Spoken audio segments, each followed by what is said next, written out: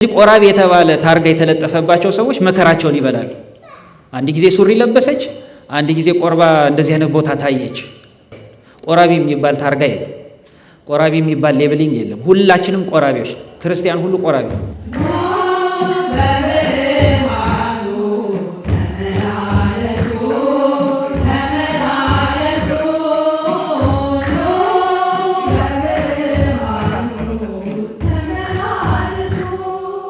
ፈተናውን ድል እንድንነሳ ክርስቶስ ብቻችሁን ሆናችሁ ፈተናውን ድል ልትነሱት አትችሉም፣ ከኔ ጋር ሆናችሁ ነው ድል የምትነሱት አለና ስጋውና ደሙን ሰጠን። እኛ ደግሞ ምን አለ?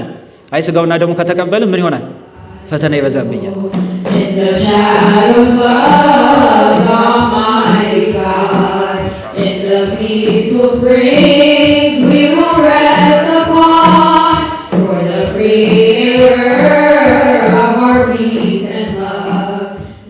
ባለቤቴ ሁሉ ጊዜ ትላለች እኔ እኮ ቀሲስ የኔ 911 ናቸው ትላለች። እና ምንም ነገር በቤተሰባችን ውስጥ ምንም ነገር በተፈጠረ ጊዜ ምንም ሄስቴት አናደርግም እርሳቸውን ለማግኘት። እግዚአብሔር ፈቅዶ አንድ ክርስቲያን ሊጠበቅበት የሚችለውን ነገር በሙሉ ከንስሐ ከመግባት አስራት በኩራት ከማውጣት ስጋና ደሙ እስከ መቀበል ድረስ ያለውን ነገር ለዛ እንድንበቃ ያደረጉኝ አባት ናቸው። አፓላቸው በአፑ ቀጠሮ ይዞ መማከርም ቢሆን ለንስሐም ቢሆን ለዛ ቀጠሮ መያዝ ነውና እኔ ዩዥሊ እንደውም አንዳንድ ጊዜ በጣም የሚጠቅመኝ ነገር ሄድ ኦፍ ታይም ለምሳሌ አሁን በአጽዋማት እንዲሁ ዝም ብዬ ቀጠሮ ይዛለሁ። ወይ ንስሐም ይሆናል ወይም ሊያማክሩኝ ይችላል ወይም ደግሞ እንዴት አድርጌ ይሄንን ጾም ልጠንክር እንደው አባቴ ይምከሩኝ ለማለትም ያን ቀጠሮ ይዛለሁ። በጣም ወደ መስመር ካስገቡኝ ነገሮች መካከል ዋነኛው በየ2 ሳምንቱ የሚያስተምሩት የንስሐ ጉባኤ እሱ በጣም ለውጥ አምጥቷል። በጣም ከምነግር በላይ የትኛው መጽሐፍ ነው ክርስቲያኖች ለሁለት ይከፈላሉ የሚቆርቡና የማይቆርቡ ብሎ ያስተማረን ሰው አለ ወይ? በራሳ ማህበረሰቡ ሕሊና ውስጥ የተፈጠረ ነው። መጽሐፍ የማያውቀው ክፍፍሎሽ ነው። አንዱን የክርስቶስን አካል ቆራቢና የማይቆርብ ብሎ መለየት በራሱ የክርስቶስን አካል ለሁለት እንደመክፈል። የተጠመቅን ሁላችን ከክርስቶስ ጋር አንድ አካል ስጋውና ደሙን እንቀበላለን። ከዚህ ውጭ አማራጭ የማይቆርብ ክርስቲያን የለም። የማይቆርብ ክርስቲያን የለም። ይሄንን ድጋሚ ነው የምለው፣ የማይቆርብ ክርስቲያን የለም፣ መኖርም የለበት።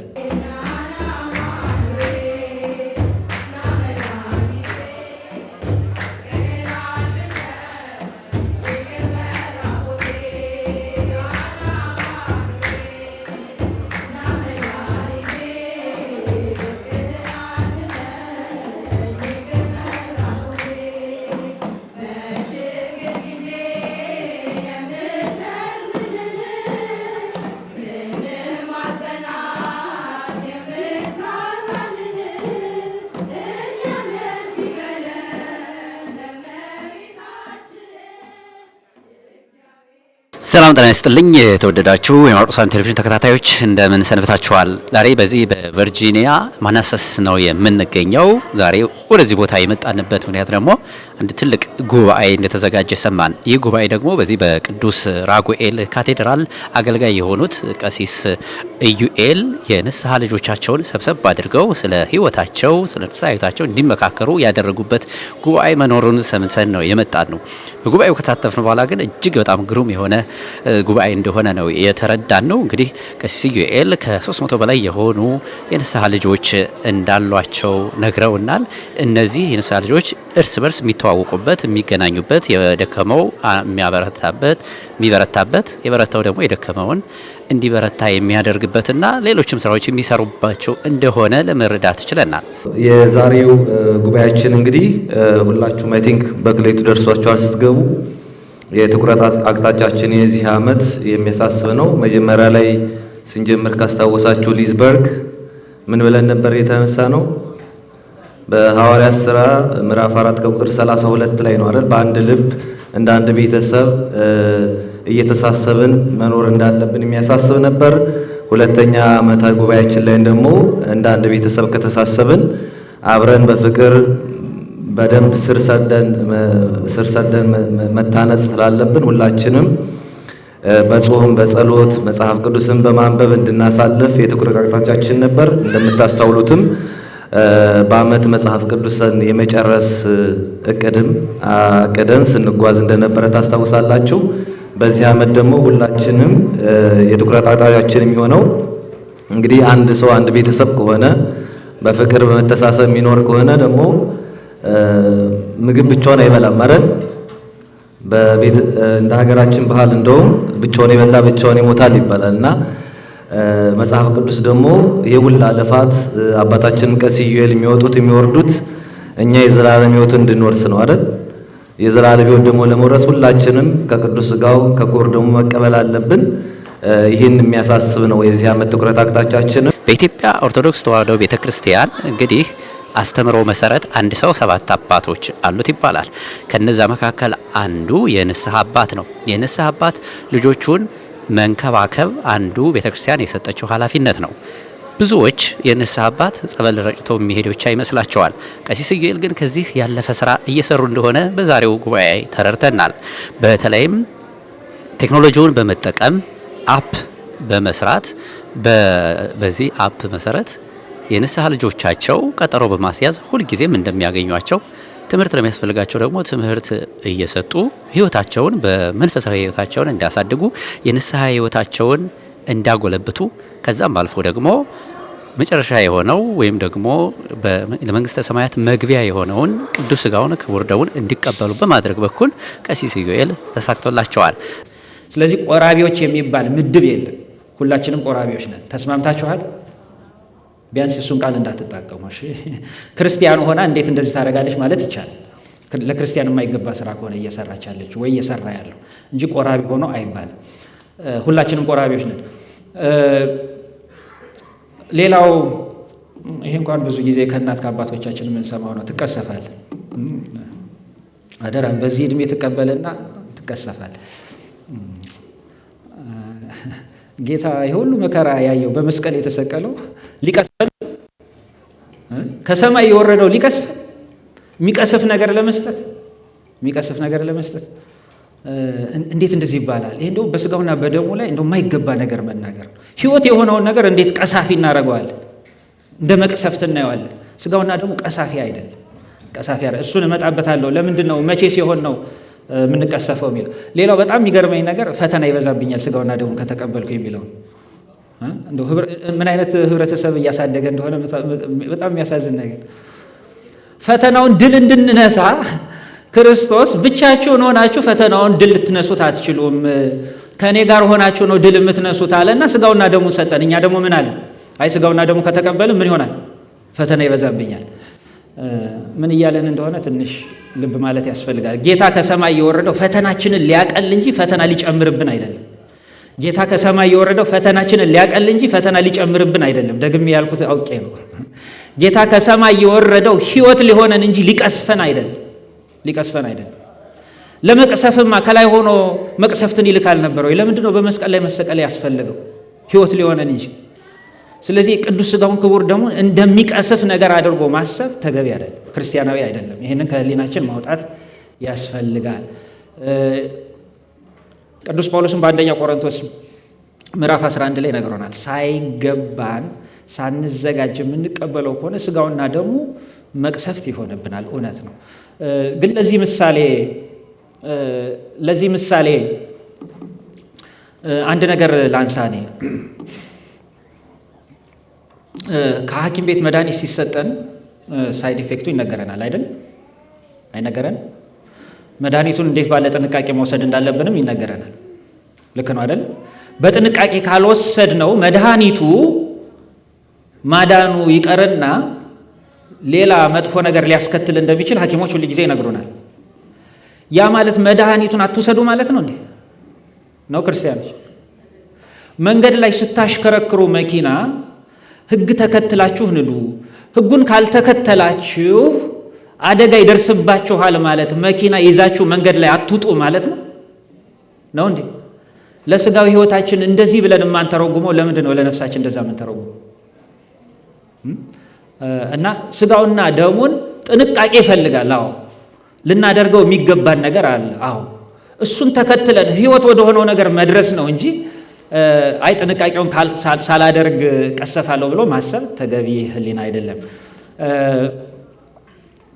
ሰዓት ስለሄደ ይህንን በሌላ ክፍለ ጊዜ እንማራለን። ወደ ማጠቃለያው እንሄዳለን። ጌታና እኛ ገና ብዙ የምንነጋገራቸው ነገሮች ይኖራሉ። ከመጠይቁ ላይ የትኛው ይሻለናል? ይህንን ጥቅስ ልብ ብላችሁ አንብቡት ወይም አብራችሁ ተከታተሉ። ታላቅና ነጭ ዙፋንን በእርሱም ላይ የተቀመጠውን አየሁ፣ ምድርና ሰማይም ከፊቱ ሸሹ፣ ስፍራም አልተገኘላቸው። ሙታንንም ታናናሾችና ታላላቆችም በዙፋኑ ፊት ቆመው አየሁ። መጻሕፍትም ተከፈቱ፣ ሌላ መጽሐፍም ተከፈተ፣ እርሱም የሕይወት መጽሐፍ ነው። ሙታንም በመጻሕፍት ተጽፎ እንደነበረ እንደ ስራቸው መጠን ተከፈሉ። ባሕርም በእርሱ ውስጥ ያሉትን ሙታን ሰጠ። ሞትና ሲኦልም በእነርሱ ዘንድ ያሉትን ሙታን ሰጡ። እያንዳንዱም እንደ ስራው መጠን ተከፈለ። ሞትና ሲኦልም በእሳት ባሕር ውስጥ ተጣሉ። ይህም የእሳት ባሕር ሁለተኛው ሞት ነው። በሕይወትም መጽሐፍ ተጽፎ ያልተገኘው ማንኛውም በእሳት ባሕር ውስጥ ተጣለ። ያስፈራል? አያስፈራም? ያስፈራል? አያስፈራም? ያስፈራል አይደል? ይሄ ነጭና ታላቅ ዙፋን የተባለ የምን ዙፋን ነው? የምህረት ዙፋን ወይስ የፍርድ ዙፋን? የምን ዙፋን ነው? የፍርድ ዙፋን እኮ ነው። እያያችሁት ነው አይደል? እያንዳንዱ ሰው እንደ ስራው መጠን ምን እያለው ነው? እየተፈረደበት እኮ ነው። እዛ ነጩ ታላቁ ዙፋን ላይ የተቀመጠው ንጉሥ ማን ነው? ማን ነው? ጌታችን ኢየሱስ ክርስቶስ ነው። ይሄ ነው የመጨረሻው ቀን የሚጠብቀን። የመጨረሻው ቀን ጌታችን ኢየሱስ ክርስቶስ በፍርድ ዙፋን ላይ ተቀምጦ ይገለጣል። እያንዳንዳችን ይፈረድብናል። ከዚህ ሞት እንድንወጣ ነው ስጋውና ደሙ የተሰጠ። እንግዲያው በጸሎቴ ከዚህ ሞት አመልጣለሁ የምትሉ ከሆነ ያው ፈረንጅ ጉድ ላክ ይላል አይደለም? እና መልካም እድል። በጾም በጸሎት በራሴ ብርታት እወጣለሁ እደርሳለሁ የምትሉ ከሆነ መልካም እድል ይሁንላችሁ። መልካም እድል ግን አይሆንም። ስላልሆነ ነው ስጋውና ደሙ የተሰጠ።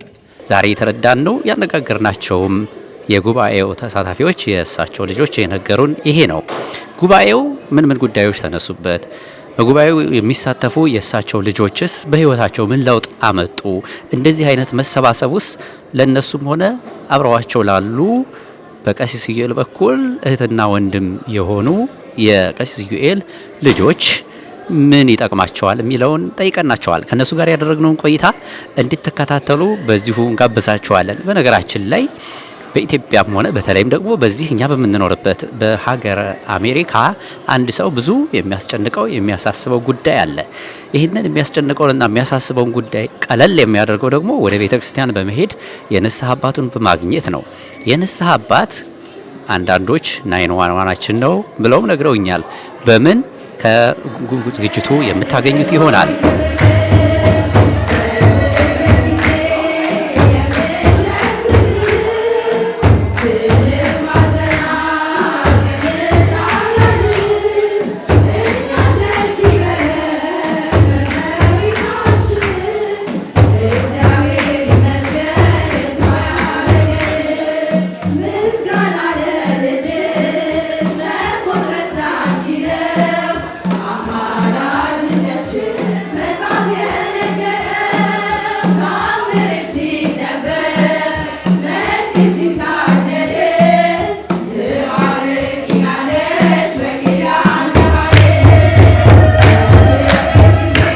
ቴዎድሮስ እባላለሁኝ። የቀሲስ ዩኤል የንስሐ ልጅ ነኝ። እንግዲህ ዛሬ የተገናኘ ነው ቀሲስ ዩኤል የንስሐ ልጆቻቸውን ሰብሰብ አድርገው በዚህ መርሃ ግብር አዘጋጅተው በጋራ ጉባኤ እያደረጋቸው ነውና እስኪ ንገረኝ ትንሽ ስለ ጉባኤው። ምንድነው ይሄ ጉባኤ? ይሄ ስብስብ ምክንያቱም መነሻው ዓላማው ምንድነው? እሺ፣ ይሄን ጉባኤ የምናደርግበት ምክንያት የቀሲስ ዩኤል ልጆች ሁላችንም በየግላችን የእርሳቸው የንስሐ ልጆች ነን። ግን እርስ በርሳችን የምንተዋወቅበት ዘመድ፣ ጓደኛ፣ ወንድም፣ እህት የምንሆንበት ነገር ያስፈልገናል። ያንን ነገር ለመፍጠር ይሄ የአመታዊ ጉባኤን ማዘጋጀት ጀምሯል ማለት ነው። ይሄ 3ኛ አመታዊ ጉባኤያችን ነው። ከአመት አመት ቁጥሩ እየጨመረ ነው። በመጀመሪያው ጊዜ የነበረው እንደዚህ አልነበረም፣ ግን ከነበረው ነገሮች እየተማርን እያስተካከልን አሁን እግዚአብሔር ይመስገን እዚህ ደረጃ ላይ ደግሞ ደርሰናል። እንግዲህ ቤተ ክርስቲያናችን አንድ ሰው 7 አባቶች አሉት ብላ ታስተምራለች። ከነዚህ አባቶች አንዱ የንስሐ አባት ነው አይደለ? ከዚህ አንጻር የቀሲስ ኢዮኤል አባትነታቸው ምን ይመስላል በእናንተ በልጆቻቸው? ስሜት አይተናገኝ ቀሲስ ኢዮኤል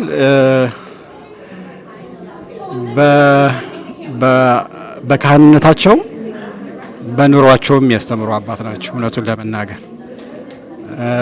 ለእኔ እንደ አንድ የንስሐ ልጅ በጣም ብዙ ነገር ማለት ከምገልጸው በላይ በቤተሰቤም በልጆቼም ያደረጉልኝ ነገር እንደዚህ የሚባል ነገር አይደለም። እንደ ማንኛችም ሰዎች የቤተሰብ ኃላፊ ናቸው። የ4 ልጆች አባት ናቸው። እነሱ ልጆች ለማሳደግ እንደ ማንኛዎቻችን ሰዎች ትልቅ ኃላፊነት ያለው ስራ ይሰራሉ። ከዛ በተጨማሪ ነው እንግዲህ ይሄን ሁሉ የንስሐ ልጅ ይዘው ሳይጎድል በፈለግነችው ጊዜ እንዲያውም ባለቤቴ ሁል ጊዜ ትላለች እኔ እኮ ቀሲስ የኔ 911 ናቸው ትላለች። እና ምንም ነገር በቤተሰባችን ውስጥ ምንም ነገር በተፈጠረ ጊዜ ምንም ሄስቴት አናደርግም እርሳቸውን ለማግኘት። መቼም ደግሞ ጎለውብን አያውቁም እግዚአብሔር በሚያውቀው። እኔ ይገርመኛል ማለት እንደ ሰው ሆኜ እሳቸውንም እንደ ሰው አርጌ ሳስብ እንዴት አድርገው ነው ይህን ሁሉ ነገር የቻሉት የሚለው ነገር እኔ ሁሌም ነው የሚደንቅ።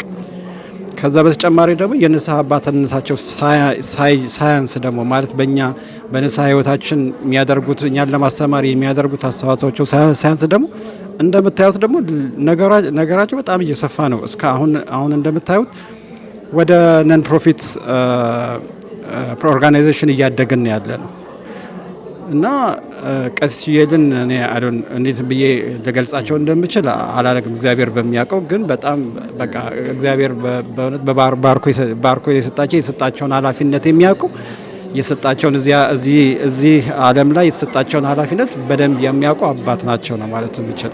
በጣም ግሩም።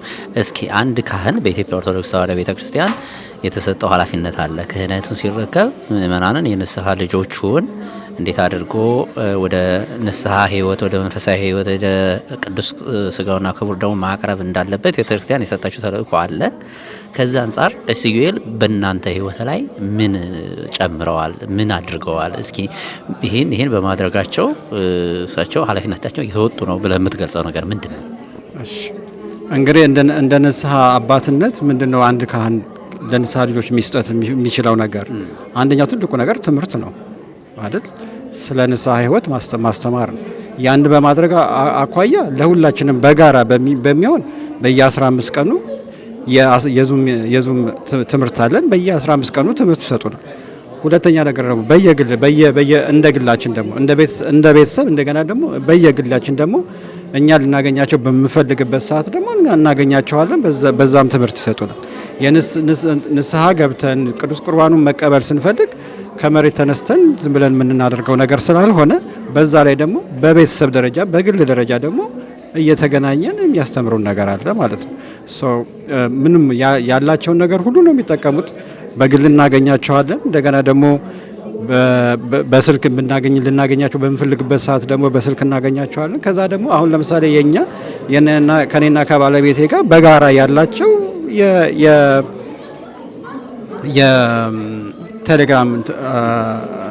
የቴሌግራም ግሩፕ አለን። እኔና ባለቤቴ ብቻ ያለንበት።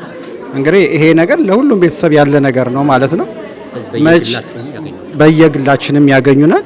እንደገና ደግሞ እግዚአብሔር ፈቅዶ አሁን ቅዱስ ቁርባኑ እየተቀበልን ነው። ያቁታል በአመት ውስጥ በምን ጊዜ ውስጥ እንደምንወስድ ያቁታል። ያን ነገር እንድናደርግ ገፋፍተውናል፣ አስተምረውናል ያ ነገር መሆን እንዳለበት። ስለዚህ ያን ነገር ፎሎ ያደርጉናል። ያ ነገር እየተከተል እንደሆነ እንዳልሆነ ያን ነገር ፎሎ እንትን ያደርጉናል፣ ይከታተሉናል። እኚህን የመሰለ አባት አግኝቻለሁ። ከዚህ በላይ ምንም ማሳበቢያ የለኝም። እኔ ከዚህ በኋላ በወርቅ የማንም ኃላፊነት አይደለም። በራሴ ፈቅጄ መውደቅን ፈልጌ ያደረኩት ነገር ነው የሚሆነው እና በንስሐ ህይወታችን ሁል ጊዜ እግዚአብሔርን እንድናስብ በጣም ብዙ ነገር ነው ያደረጉት። የሚገርም ነው። እስኪ መጨረሻ ላድርግና በጣም ብዙ ነገር ታጫውተኝ ደስ ይለኛል፣ ግን ካለን ሰዓት አንጻር ነው። አሁን እንደዚህ እንግዲህ በጣም በርካቶች ናቸው፣ ብዙዎች ናቸው እና እንደዚህ በየጊዜው መገናኘታችሁ በአንድ ንስሐ አባት ውስጥ ያላችሁ ምእመናን እርስ በርስ መተዋወቃችሁ፣ መገናኘታችሁ በቀጣይ በመንፈሳዊ ሕይወታችሁም ለመረዳዳት በሌላውም ጉዳዮች ምን ጥቅም ይኖረዋል? በጣም ጥሩ ጥያቄ የጠየቅኝ። እንዲያውም አንድ የጀመርነው ፕሮጀክት አለ፣ ግን ገና ማደግ ያለበት መስራት በደንብ ጠንክረን መስራት ያለብን ነገር አለ። ምንድነው ያደረግነው? የጽድቅ መንገድ ብለን የቀሲስ ኢዩኤል የንስሐ ልጆችን በተወሰኑ ግሩፖች ከፋፍለን ስለ መንፈሳዊ ሕይወታቸው እንዲያወሩ የሚያደርጉበት ነገር አድርገን ሞክረን ነበር እና መጀመሪያ ይህንን ነገር ከአባታችን ከቀሲስ ኢዩኤል ጋር ስናወራ እስኪ እንደ ፓይለት ፕሮጀክት ውሰዱና በተወሰነው ፕሮጀክት እንሞክረውና ያ ነገር ምን ያህል ውጤታማ እንደሆነ አይተን ከዛ በኋላ እንቀጥላለን የሚል ነገር ነበር ያሰብን። ስለዚህ እንደሱ ብለን ጀመር ነው ማለት ነው። አንድ 14 ሰዎች የሚሆኑ ሰዎች ላይ እንደ ፓይለት ፕሮጀክት አደረግ ነው ማለት ነው። አሁን በጣም በሚገርም ሁኔታ በነዛ ሰዎች መካከል ያለው ግንኙነት ቤተሰብ ሆነናል። ቤተሰብ ሆነናል። በጣም ነው የምንጠያየቀው፣ በጣም ነው እንትን የምንለው። እኔ ኦፍ ኮርስ ያን ነገር ሲመሰረት ኦልሞስት በዛ ወደ ቅዱስ ቁርባኑ ሄጄ የነበረ፣ ግን እነሱ ቢመሰክሩት ይሻላሉ። ግን ያ ግንኙነት ግን ወደዛ የመራቸው ሰዎች እንዳሉ ፊልም ማድረገው ነገር ግን አለኝ ማለት በዛ ጠንክረው ማለት ነው። እነዛ ሰዎች ዛሬ ስናያቸው ቤተክርስቲያን ሁሌ የሚመጡ ሰዎች ናቸው። ስለዚህ ስለ መንፈሳዊ ሕይወታቸው ግድ የሚሏቸው ሰዎች ሆነዋል ማለት ነው። ስለዚህ በዚህ ከቀጠልንና አሁን ከዛ በኋላ ይህን ፓይለት ፕሮጀክት ከጨረስን በኋላ እንደገና ደግሞ የተወሰኑ ሰዎች ላይ ጀምረን ነበር። እኛ ደግሞ አሁን እንደገና ደግሞ የተጀመረው ግሩፕ ላይ ደግሞ ከመንፈሳዊ ሕይወት አልፎ ለምሳሌ ያህል ማስታወሰው ነገር አንድ እህትና ወንድማችን ልጅ ወልደው ነበር። እነሱ ሲወልዱ ሄደን ቤታቸው ምናልባት ስላይድ ሾው ላይ በኋላ ታየው ይሆናል ገንፋ ገንፍተን እንኳን ደስ አላችሁ ብለን የፍቅር እኔ የዛን ጊዜ እነዛ ባልና ሚስት ላይ የነበረውን ደስታ አንድ ሰው ከእህት ከወንድሙ ሊጠብቅ ይችላል። ግን ምንም ማላቀው ሰው ነው ብሎ የሚገምተው ሰው እኔ እኮ ወንድም ነኝ እህት ነኝ ብሎ እዛ ቦታ ላይ ሄዶ በዛ አይነት ሁኔታ መሳተፍ ሲሳተፍ በጣም ነው ደስ የሚለውና በጣም ብዙ ሰው እግዚአብሔር የሚያውቀው እኔ እግዚአብሔርም ቀሲስንም ይወዳቸዋል ብዬ ነው የማስበው። በጣም ብዙ ሰው በመንፈሳዊ ሕይወቱ እያደገ ነው ብዬ ነው የማስበው። ደግሞ እግዚአብሔር ይርዳን እስከ መጨረሻው። ዮዲ ዘለቀ እባላለሁ። የቀሲስ ኢዩኤል የንስሐ ልጅ ነኝ። ያ በጉባኤው ደግሞ የማህበራዊ ሕይወት ክፍል ኃላፊ ነኝ። ግሩም ነው። እንግዲህ ቀሲስ ኢዩኤል ዛሬ በጣም ግሩም የሆነ መርሃ ግብር ነው ያዘጋጁት። በርካታ ምእመናን ናቸው እዚህ የተገኙት። እስኪ ወደ ጉባኤው ከመግባታችን በፊት ካንቺን ጀምር ዮዲት፣ ከቀሲስ ኢዩኤል ከተገናኘሽ በኋላ ወይም ደግሞ የንስሐ ልጅሽ ማን ነው የንስሐ አባትሽ ከሆነ በኋላ የአንቺ ላይፍ በምን ተቀይሯል? እስኪ ንገሪ። እግዚአብሔር ይመስገን በነፍሴ በጣም ተጠቅሜ ያለው የሚሄድበት ደብር ካህን ስለነበሩ በስብከታቸው ነው የንስሐ አባት እንዲኖረኝ ሲሰብኩኝ ራሳቸውን የንስሐ አባት አድርጌ ያስኩኝና ወዲያውኑ ንስሐዬን ጨርሼ እግዚአብሔር ይመስገን በክርስትና ሕይወቴ እንድበረታና እንድጸና ያደረጉኝ አባት ናቸው። አንድ ንስሐ አባት ለልጆቹ ማድረግ ከሚገባው ነገር ቀሲስ ኢዩኤል ምን አድርገዋል? ምንስ ተጠብቆባቸው ነበር? እንግዲህ ቀሲስ ኢዩኤል ይሄ በእውነት የሚከብድ ነውና አዶኖ በኢንተርቪው የሚያልቅ አይደለም። ግን ቀሲስ ኢዩኤል እንደ ንስሐ አባት ሲይዛቸው ጊዜ አልሰጡኝም። ንስሐ እንድወስድ ጊዜ አልሰጡም። ወዲያው ይሞላል፣ ወዲያው ንስሐ መግባት አለብን። ከዛ ወዲያው ወደ የንስሐ ሕይወታችንን እንድንቀጥል ነው የሚያደርጉት እና በየሳምንቱ በየ15 ቀኑ የንስሐ ትምህርት ይሰጣል። እዛ ላይ በአጋጣሚ እኔ ስገባ ስለ ንስሐ ሕይወት የሚናገር ነበረ። አንድ ክርስቲያን የሚያደርገው ነገር በየተከታታይ ትምህርት እያስተማሩ ነበር እና ከዛ በፊት ያስተማሩትን ሁሉ ሪከርዱን እንድንሰማ ገፋፉን። እንግዲህ እሱን ከሰማን በኋላ የግራጁዋል እንድናድግ በክርስትናው አድገን ከዛ መጨረሻችን ደግሞ ስጋና ደሙን እንድንቀበል ነበርና ያንን ስቴፕ ሳይነጥሉ ነው ማለት እኔ ሩቅ ብኖር ወይም ቤተክርስቲያን ባልክት እሳቸው እየደወሉ ቤተክርስቲያን ሲያገኙን እየጠየቁ ንሳችንን እንድንከታተል እቤት ጉብኝትም ካለኔ ፕላትፎርሙን አዘጋጅተውልናል። ምንም የጎደለ ነገር የለም። በቃ ያን እሳቸው ያወጡልንን ፕላን ተከትለን ከሄድን የሚጠበቅብንን እንድናደርግ የሚያደርግ እንትን ነበር የዘረጉትና ያንን ተከትዬ እኔ በተለይ እግዚአብሔር ፈቅዶ አንድ ክርስቲያን ሊጠበቅበት የሚችለውን ነገር በሙሉ ከንስሐ ከመግባት አስራት በኩራት ከማውጣት ስጋና ደሙ እስከ መቀበል ድረስ ያለውን ነገር ለዛ እንድንበቃ ያደረጉኝ አባት ናቸው። ቀሲስ ዩኤል ከሚያደርጉት እንቅስቃሴ ነው ሰው ይሄ ሁሉ ሊሆን የቻለው። አንድ ክርስቲያን ማለት ሰው እንግዲህ የደረሰበትን ማለት ደስታውን ሲገልጥ ለሰው የኔ አባት እንዲያረጉ ብለው ሲሉ ነው እንግዲህ ደብራቸውም ሳይሆን ሌላ ስቴት ቢኖሩ እየመጡ የሚያስቸግሯቸውን አባት ሁኑኝ ብለው እምቢ እንዲሉ በማያደርግ ሁኔታ ነው ሰው በሚያሳዝን ሁኔታ አባትን በሚፈልግበት እንትን ሲሆን ይያዙ ቁጥሩ እየበዛ የመጣው ለዛ ነው። ይሄ ጉባኤ ማዘጋጀት ለምንድን ነው ያስፈልጋችሁ? ምንድነው ጥቅሙ? ጉባኤ በአንድነት እንዲዘጋጅ የተደረገበት ምክንያት አንደኛ ሰው ይሄ አሜሪካ ሀገር በስጋዊ ህይወታችን የተያዝንበት ሀገር ነውና ትንሽ እየለቀቅ ካደረከው ሰው በቃ ስራ ነው። ስራ ይሄዳል፣ ቤት ይመጣል፣ እሁድ ከቻለ ቤተክርስቲያን ይሄዳል ምናምን ነውና ግን እንዲህ ብዝት ብሎ ልጆቹ ሲበዙባቸው ያላቸው አማራጭ ሰውን ለማቀራረብ ሰው ተዋውቆ በክርስትና ህይወቱ እንዲተጋ ያላቸው አማራጭ ሁሉንም አንድ ላይ የሚያገኙበት ይሄ ጉባኤ ነው።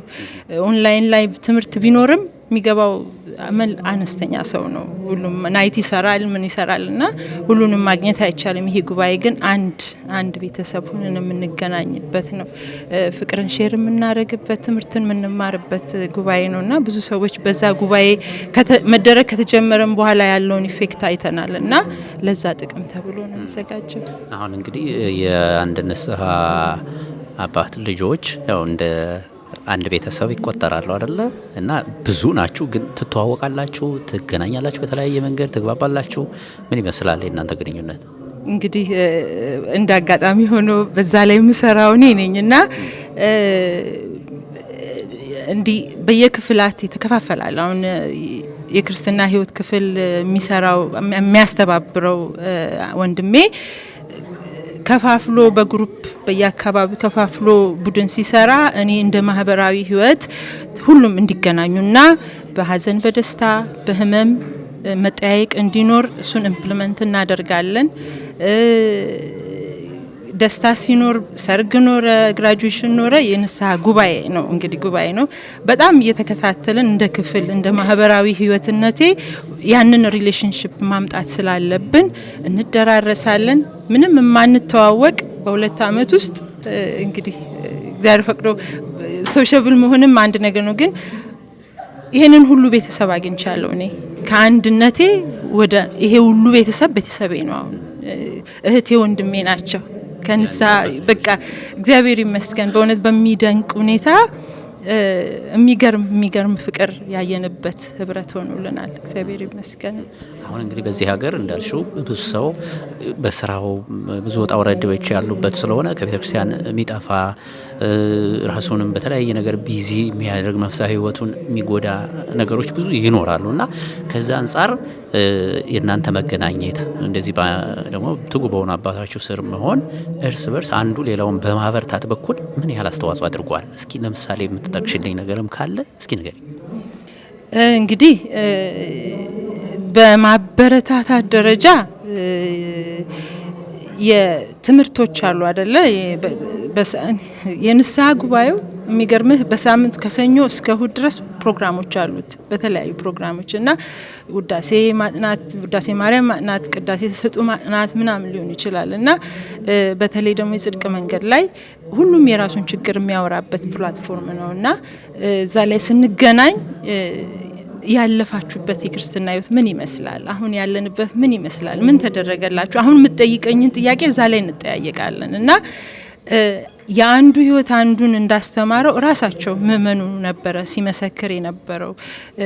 ስለ አስራት በኩራት ተነስቶ አንደኛዋ ምእመን አስራት በኩራት እንዴት እንደምታወጣ ምናምን ሲናገሩ ሌሎቻችን የሰማነው ደግሞ በጣም ኢንስፓየር ሆኖ ለካ እንዲም አለ ከዛሬ ጀምሮ እኔም ማወጣለሁ ስጋና ደሙን ለመቀበል እንዴት እንደበቁ ሲናገሩ ለካ እንዲም ሆኗል የኔም ህይወት በዚህ መልኩ መቀየር እንዲ ነበረ ምንረዳውን በዛ በመናደርገው የህብረት እንትን ላይ ነው ዲስከሽን ላይ ነውና በጣም በጣም ተጠቅሟል ሰው ካንዱ ህይወት ወደ አንዱ ህይወት ትምህርት ወስደናል።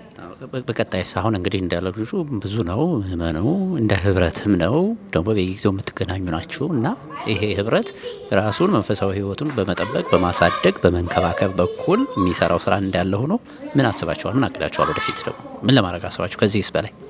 እንግዲህ እግዚአብሔር ቢፈቅድልን ብዙ ጊዜ ያው ማህበራዊ ህይወት ላይ መገኘት ነው አይደለ? ህይወታቸው ውስጥ ስንጋ አንድ ምእመን የሆነ ነገር ሲሆን ታሞ ስንደርስለት ተቸግሮ ስንደርስለት በደስታው ስንደርስለት አይደል መቀራረቡ የሚመጣው።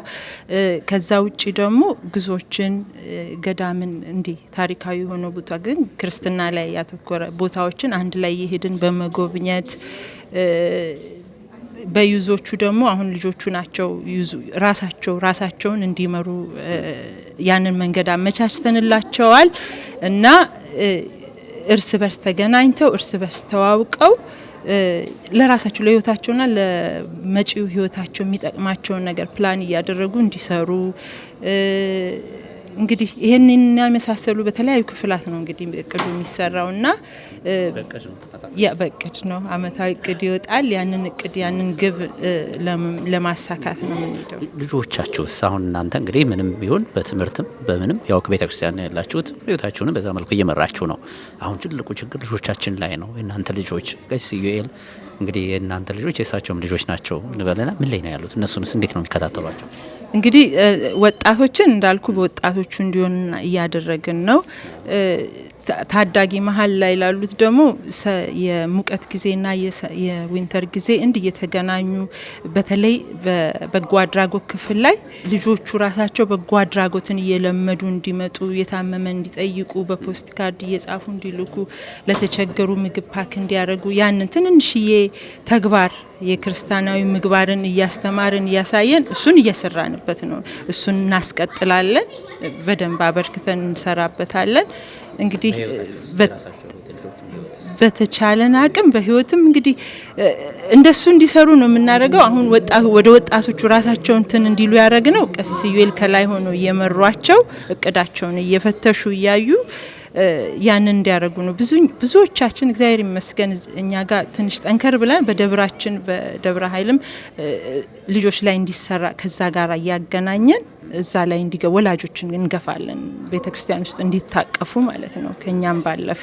እሺ አዛለች አግደው ባላለኝ ወይም ጁጁ የቀሲስ ዩኤል የንስሐ ልጅ ነኝ።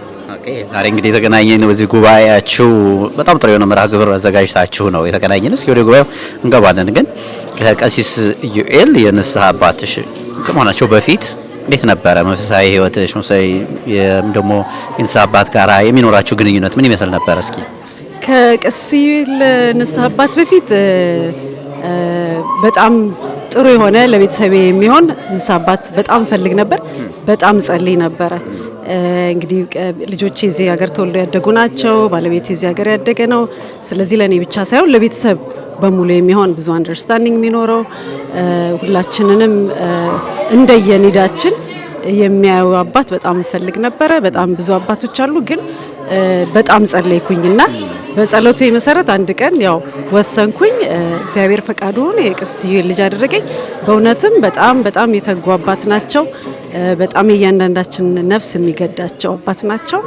በጣም የሚከታተሉን ናቸው እና እሳቸውን ደግሞ ከያዝኩ በኋላ በጣም የንስሐ ህይወቴ በጣም ጥሩ ነው። የአንድ ጊዜ ንስሐ ብቻ አይደለም፣ ተከታታይ ንስሐ የመንፈሳዊ ህይወት ጥሩ የሆነ የመንፈሳዊ ህይወት እንድኖር አድርጎኛል። መጀመሪያዬ ነው ያው ጀርኒ ነው አይደል ንስሐ ህይወት። ስለዚህ ጀርኒ ላይ ነኝ፣ ግን ሁሌ በመንፈሳዊ ህይወት እንድናድግ ከንስሐ በኋላ ወደ ቅዱስ ቁርባን ከቅዱስ ቁርባን በኋላ በደንብ እንድንተጋ በጸሎት በጾም በሁሉም ነገር እንድንተጋ ስለሚያበረታቱን አሁን ደግሞ እንዲህ አይነት ህብረት ስላለን ደግሞ በጣም ልጆቼንም ባለቤቴንም ሁላችንም እንደኔዳችን አድርገው ስለሚይዙን እግዚአብሔር ይመስገን በጣም እድለኞች ነን ብዬ እላለሁ። እንግዲህ አንድ ካህን ሊያደርገው የሚገባው ተግባራት ናቸው አይደል? አንድ የንስሐ አባት ለንስሐ ልጆቹ ሊያደርገው የሚገባው ነገር አለና እሱን እንጠብቃለን። ቀሲስ ከዛ በተለየ ምንድነው የእናንተ እንክብካቤ የሚያደርጉላችሁ ነው?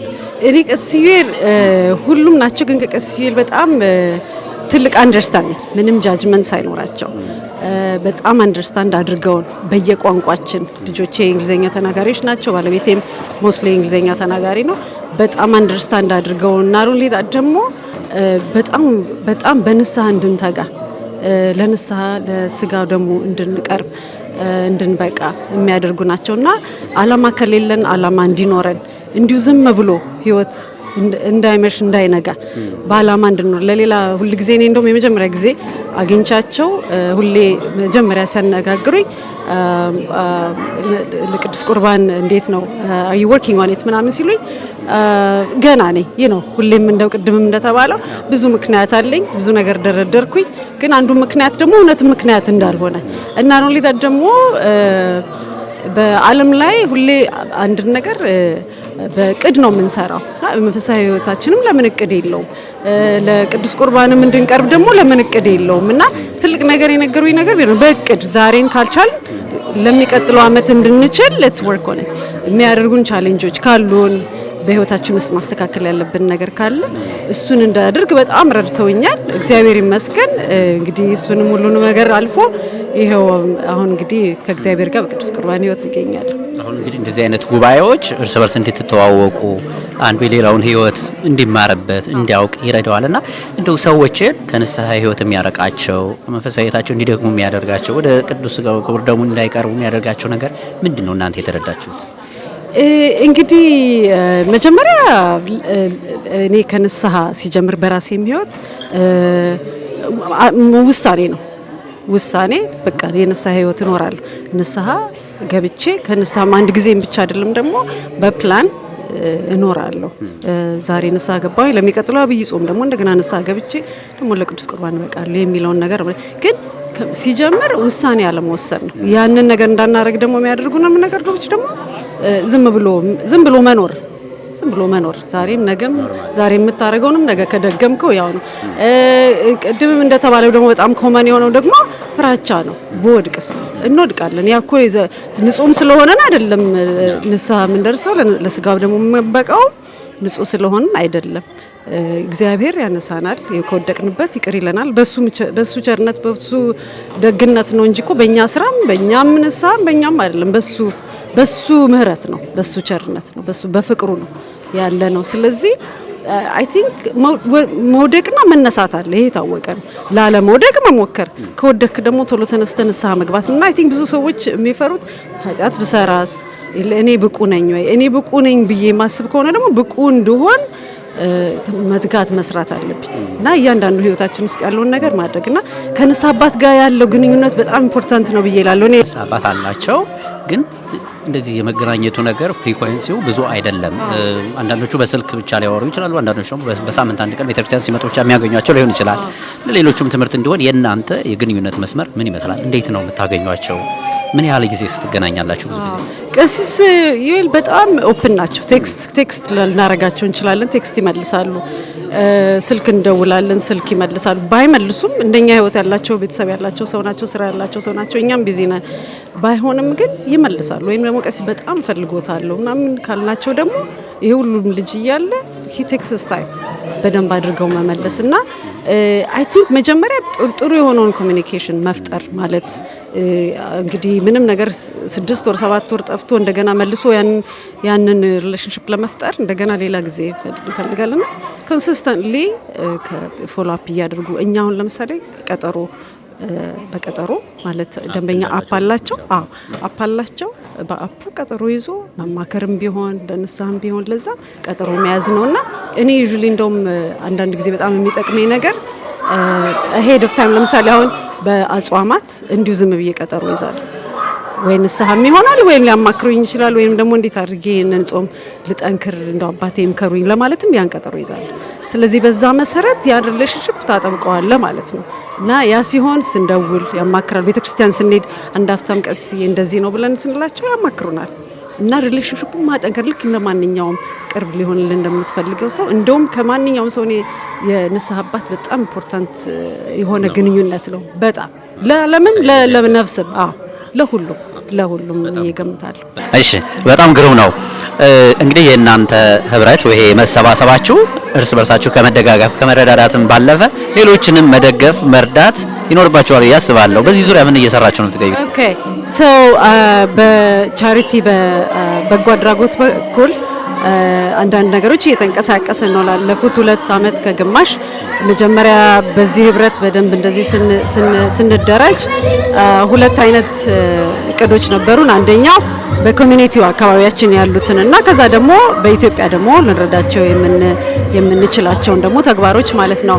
በተጨማሪ ደግሞ በሾርት ተርም እና ሎንግ ተርም ደግሞ ብለን ይዘናቸው ነበር። ሾርት ተርም ማለት በቅርቡ ጀማሪዎችም ስለነበርን በቅርቡ ምን ልናደርግ እንችላለን በሚለው ነውና ከኮሚኒቲ ውስጥ መጀመሪያ በሆምለስ ሼልተር ማብላት እየተደራጀን ሆምለስ ሼልተሮችን እየሄድን እናበላለን። ወጣቶቹ ደግሞ የፉድ ፓክ አድርገው በተለይ ፉድ ፎር ኔይበርስ የሚባል ነን ፕሮፊት ኦርጋናይዜሽን አለ። በትምህርት ቤት ውስጥ በቂ ምግብ የማያገኙ ልጆች በየትምህርት ቤቱ አሉ። ከዊኬንድ ላይ ከትምህርት ቤት ውጪ ማለት ነው እና ለሱ ዶኔሽን እየተሰበሰበ እሱን ቮለንቲር ይፈልጋሉ። ፉድ ሶርት ማድረግ ፉድ ፓክ ማድረግ እሱ ላይ እናሳትፋቸዋለን ልጆቹን። ከዛ ደግሞ በተጨማሪ በኢትዮጵያ ደግሞ ብዙ ጊዜ ያተኮር ነው በታላላቅ አጽዋማት ላይ በአብይ ጾምና በፍልሰታ ጾም ላይ ነበር የኢትዮጵያን ትኩረት ያደረግነው። በአብይ ጾም ላይ የሰሊሆም የአእምሮ ህሙማን መደራጃ በጣም ኦቨርክራውድድ ሆነባቸው መጠለያ የሚፈልጉበት ጊዜ ነበረ። ያንን መጠለያ ለ50 ሰው የሚሆን ከነ 50 ተደራራቢ አልጋ ፍራሽ አድርገን በአንድ አብይ ጾም እንደዛ አይነት እርዳታ አድርገናል። ከዛ ደግሞ በተጨማሪ ለኦርፋኔጅ ደግሞ ለወይዘሮ ዘውዲቱ የእናትና አባት ለሌላቸው ህፃናት ለዛም እሱን እንደውም ከዚህም በፊት በየብዙ አጋጣሚዎች እንደውም እርዳታ እናደርግላቸዋለን። ለገዳማት እርዳታ እናደርጋለን። ከዛ ደግሞ በፍልሰታ ደግሞ በሴቶች ላይ ያተኮረ ነበርና ከአዴይ ፓድስ ጋር በመተባበር ከ400 በላይ ለሚሆኑ ሴቶች እህቶቻችን በየትምህርት ቤቱ ላሉት የንጽህና መጠበቂያ ዶኔት አድርገናል።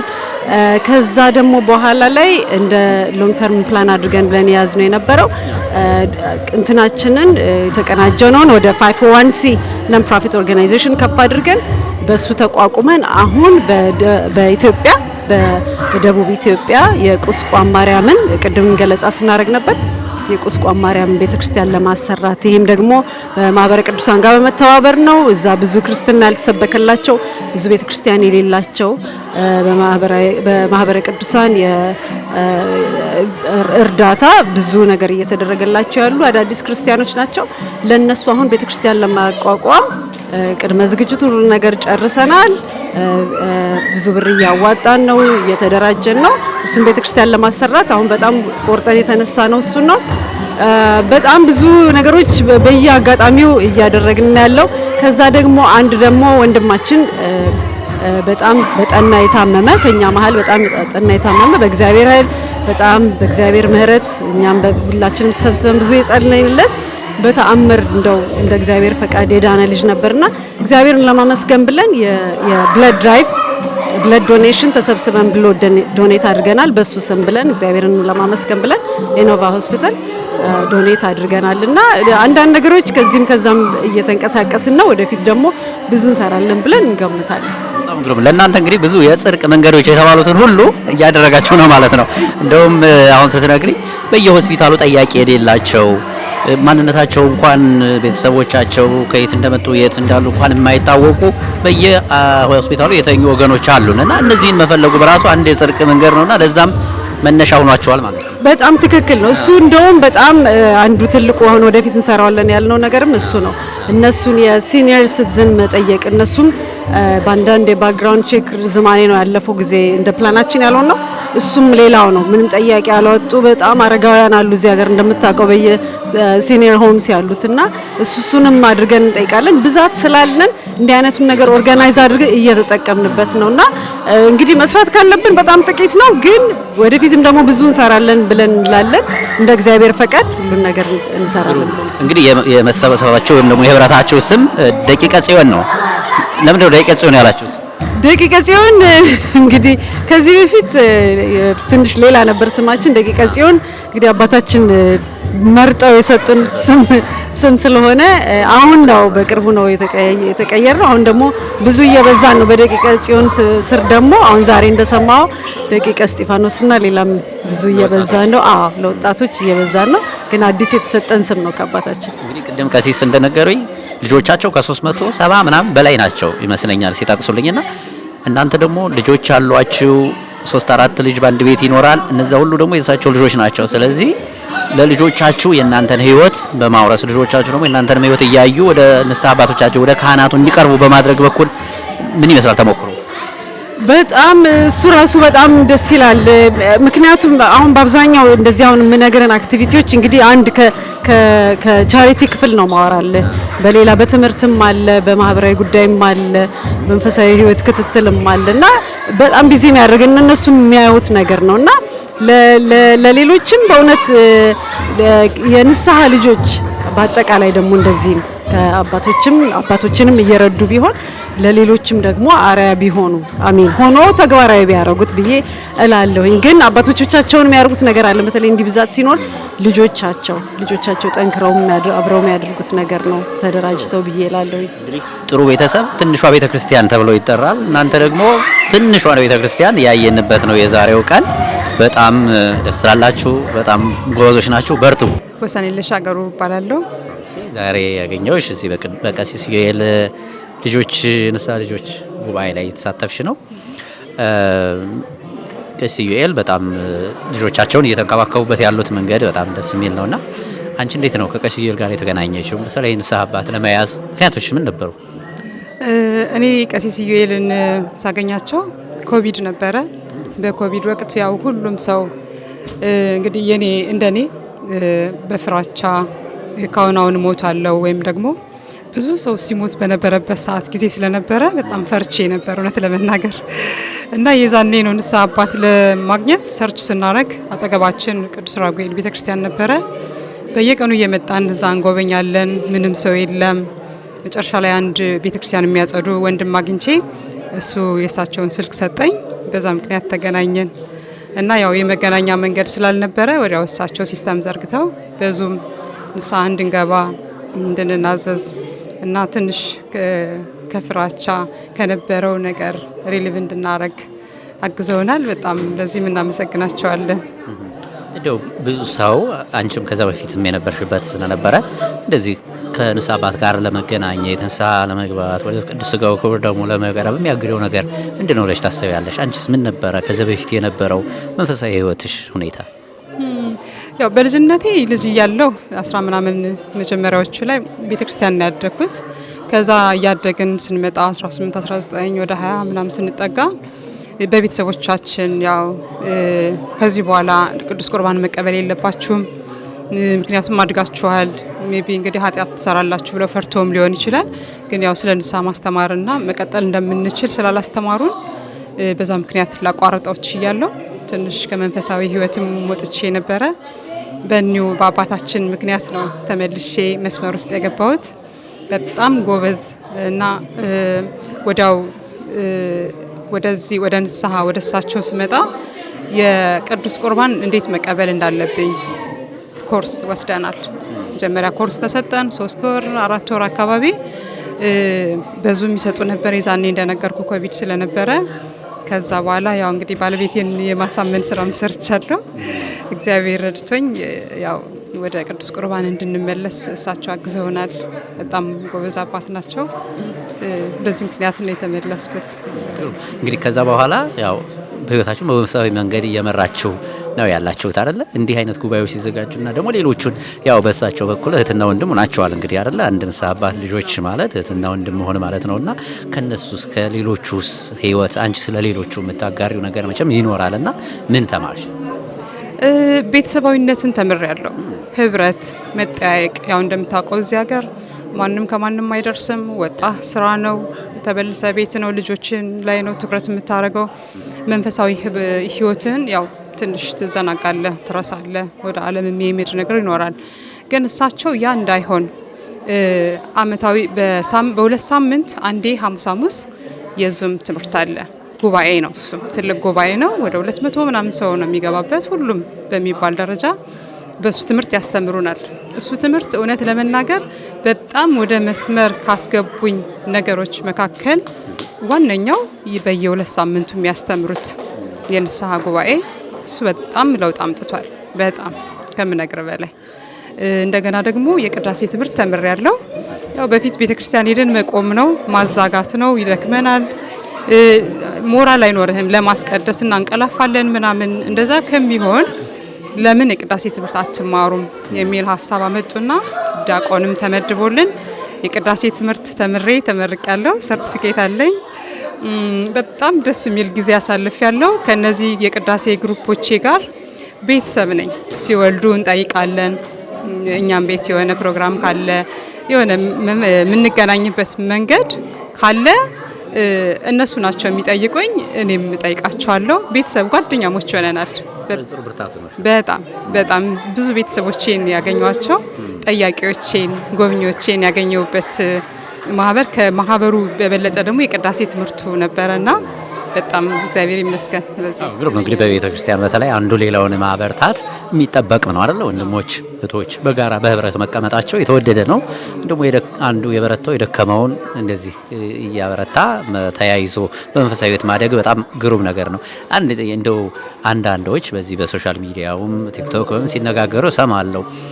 አገር ቤት ንስሐ አባት ይዛቸው አገር ቤት ሆነው እነሱ እዚህ ሆነው በስልክ ንስሐ እንገባለን ይቻላል ችግር የለውም የሚሉ አሉና በርቀት የንስሐ አባት መያዝ እንደው ከእናንተ አንጻር እናንተ ደግሞ እዚህ በቅርብ የምታገኟቸውን አንድ አጥቢያ ላይ ያሉና እንደዚህ ጥሩ እየተከታተሏቸው ያሉ አባት ናቸውና ሁለቱን እንዴት ታነጻጽሪዋለሽ? ለእነሱስ ምን ምክር አለሽ?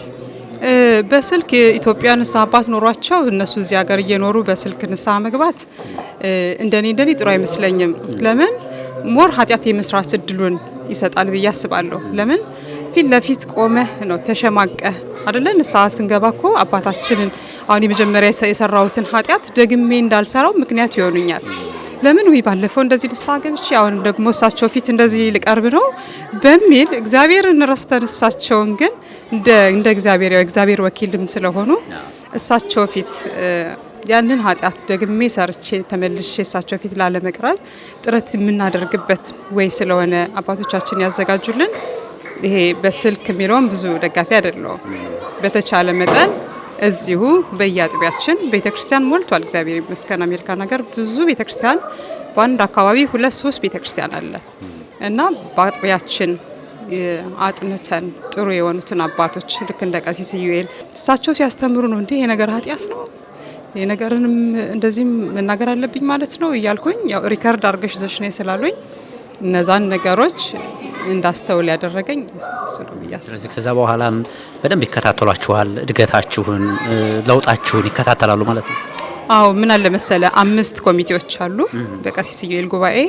እነዚህ 5 ሰዎች አንደኛው የመንፈሳዊ ሕይወት ክትትል ክፍል ነው የሚባለው እና እነዚህ መንፈሳዊ ሕይወት ክትትል ክፍል የሚባሉት ሰዎች ቅዱስ ቁርባን ያልተቀበልክ ከሆነ ሁሌም አንዳንድ መልእክቶችን ይልካሉ። ቅዱስ ቁርባን እንድትቀበል የሚያነሳሱ ከሳቸው ያው እሳቸው ሁሉም ቦታ መድረስ ስለማይችሉ የእሳቸውን ሀሳብ ነው ሼር የሚያደርጉን። ስለዛ ከመንፈሳዊ ሕይወት ክትትል ክፍል ሁሌም ይደወልልኝ ነበር፣ ይከታተሉኛል። እኔ ፈቃደኛ ነኝ ብያቸው ስለነበረ ቅዱስ ቁርባን ለመቀበል ባለቤትሽን ላይ ምን እየሰራሽ ነው እያሉ እነዚህ የመንፈሳዊ ሕይወት ክትትል ክፍል ሰዎች እየደወሉ ቼክ ያደርጉኝ ነበረ። ከዛ ያው ለሱም ተላከለት ያ እኔ የወሰድኩት ኮርስ ማለት ነው። ከዛ እሱን እየተማረ የሄደ እሱ እንዴ ለምንድን ነው እንደዚህ ከሆነ ቅዱስ ቁርባን እኔ ስለምን አልቀበል ለምን አንቀበል የሚል ጥያቄው ከራሱ እስኪመጣ ድረስ ነው ትምህርቱ እንዲገባው የሆነ በእነዚህ በአምስቱ ሰዎች እና የተለያየ ስራ ነው የሚሰሩት። ግን ከአምስቱ አንዱ የንስሐ ህይወት ክትትል ክፍል ስለነበረ ያው እነሱ መስመር አስይዘውናል ብዬ አስባለሁ። ስሜ ብርሃኑ ይባላል። የክርስትና ስሜ ብርሃነ መስቀል ይባላል።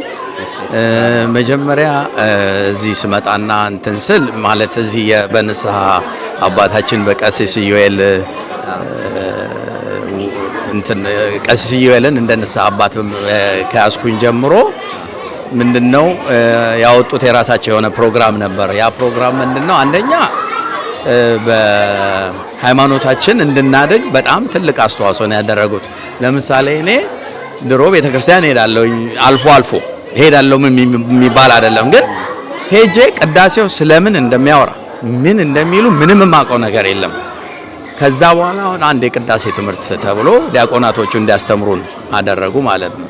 ከዛ አሁን የቅዳሴን ትምህርት ከመጀመሪያው እስከ መጨረሻው ድረስ ካህኑ የሚለውን ይላል፣ እኔ ይላል፣ ሁሉ ነገር ገብቶኝ ደስ ብሎኝ እሁድ ለቅዳሴው ብቻ ስል እንኳን እሄዳለሁ ምንም ነገር እንኳን ባላደርግና እንዴት ነው የሃይማኖት ሱስ እንዲኖረኝ ያደረጉ። በዚህ ላይ የኢትዮጵያ ኦርቶዶክስ ሃይማኖት ምን ማለት እንደሆነ አሁን ካረጀው በኋላ ከረፈደ በኋላ ሆነ ያወቅኩትና በጣም ትልቅ እንትን ነው። ቅዳሴውን ደግሞ ስንጨርስ አሁን ደግሞ ውዳሴ ማርያምን በግዕዝ ነው ባይዘዌ ቅዳሴ ስልህ ያው በግዕዙ ነው፣ አማርኛውም ትርጉም አለ፣ ግን ግዕዝ ስለሆነ ነው እና ግዕዙ ምን እንደሚል ስለማናቅ ነው ብዙ ጊዜ ችግራችን የነበረውና ያ ችግር ደግሞ ያው ለሁላችንም ነው፣ ምክንያቱም ስለማናቅ ማለት ነው። ስለዚህ ምን ያህል የኢትዮጵያን ኦርቶዶክስ ሃይማኖት አናቃትም የሚለውን ነገር ተማርኩ እና ስለዚህ እድገት ያገኘሁት እንዳልኩት ያው በስተርጅና ሆነ፣ ግን አሁንም ሌት አይደለም። ከዛ ያው እሳቸውን ባስተማሩን እንትን ለቅዱስ ስጋውና ክቡር ደሙ አደረሱን፣ አበቁን። ይሄ ደግሞ የእሳቸው ትልቁ አስተዋጽኦ ነው። በህይወታችን ውስጥ ትልቅ ለውጥና ትልቅ የመንፈስና የሃይማኖት እድገት እንድናሳይ ያደረጉን። በዚህ ላይ ደግሞ በረከት በበረከት ሆነ፣ ቤታችን በበረከት ሞላው። ስለዚህ አሁን ደግሞ እንግዲህ የሚቀጥለውን ቀጣውን ደግሞ አርብ የምንማረው ትምህርት አለ፣ የውዳሴ ትምህርት፣ እሱ የውዳሴ ማርያም ትምህርት። እሱን ደግሞ ስንጨርስ ወደሚቀጥለው ደግሞ እንሄዳለን። የሚቀጥለው ምን እንደሆነ ባላውቀውም ያው ማንኛውም ትምህርት የተባለበት ቦታ ሁሉ ያመለጠኝን ትምህርት ለመማር ራሴን አዘጋጅቼ እንትን እያልኩ ነው ያለሁትና እውነት ከዚህ ከንስሐ ጉባኤ ይሄንን መገናኘቱንም ራሱ መጀመሪያ ላይ ሲጀመር ራሱ ገና እንትን ሲባል እሳቸውን እንደውም እኔ ቶሎ ተገናኝተን ብንተዋወቅ ደስ ይለኛል ብዬ እንደውም ሀሳብ ሁሉ አቅርቤ ያው እነሱ ኦልሬዲ ፕሮሰስ አድርገዋልና ግን ያንን በጣም ከመጓጓት የተነሳ ማለት ነው ያንን አስቤ ግን እግዚአብሔር አሳካ። በዚህ በቅዳሴው ትምህርት ላይ ያገኘኋቸው ወንድሞች እህቶች ብዙ ናቸውና አሁን በቃ እንትን ሆነናል። የሆነ ቤተሰብ እንደ ስጋ ዝም ብሎ ቤተሰብ ሳይሆን እንደ ስጋ ዘመድ ነው የምንተያየውና የአንድ አባት ልጆች ግን በቃ ልክ በባዮሎጂካል እንትን እንደተገናኘ ሰው ነውና በጣም ደስ የሚል ነው። የተወደዳችሁ ተመልካቾቻችን አሁን ደግሞ እንግዲህ የብዙዎች አባት የሆኑት ቀሲስ ኢዩኤል አሁን አጠገቤ ነው ያሉት። እንግዲህ ይህንን ሁሉ ምእመናን ለመሰባሰቡ እንደዚህ ለመገናኘቱ ምክንያት የሆኑት እሳቸው ናቸው። እንግዲህ ያነጋገርናቸው የዛሬ ጉባኤ ተሳታፊዎች የእሳቸው ልጆች ስለ ቀሲስ ኢዩኤል ብዙ አውርተውናል። በእውነቱ በተለይ በመንፈሳዊ ሕይወታቸው፣ በልጆቻቸው፣ በኑሯቸው ያመጡትን ለውጥ ከእሳቸው ጋር እንግዲህ ከተገናኙ በኋላ እሳቸውን አባት አድርገው ከቀጠሉ በኋላ ለውጣቸውን ሁሉ እየነገሩን ነበር የቆዩት። በእውነቱ እኛም በጣም ነው የተደመምነው። እንግዲህ ካህናት ከተሰጣቸው ተልእኮ አንዱ ልጆቻቸውን በዚህ መልክ በመንፈሳዊ ሕይወታቸው መርዳት ነውና አሁን ደግሞ ብዙ ያሉላቸውን የብዙዎቹ አባት የሆኑትን የዛሬውን ጉባኤም እንግዲህ አሰባሳቢና ምክንያት የሆኑትን ቀሲስ ኢዩኤል የቅዱስ ራጉኤል ደብረ ኃይል ቅዱስ ራጉኤል ካቴድራል የአገልጋይ ናቸው። ከዛ እንግዲህ ጎን ለጎን ደግሞ እንደዚህ ልጆቻቸውን በዚህ መልክ በየጊዜው ጉባኤ እያዘጋጁ እንዲህ አይነት መቀራረብ እንዲኖራቸው እያደረጉ ነው የሚገኙት። ከእሳቸው ጋር ደግሞ ትንሽ ቆይታ የምናደርግ ይሆናል። አሁንም አብራችሁን ቆዩ። በጣም አመሰግናለሁ ቀሲስ። እንግዲህ ብዙ ሲሉ ነበር ስለ እርስዎ።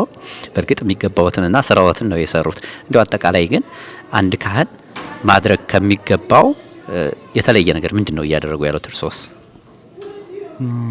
ያው በእውነቱ በቅድሚያ ስለመጣችሁ አመሰግናለሁኝ ከልብ።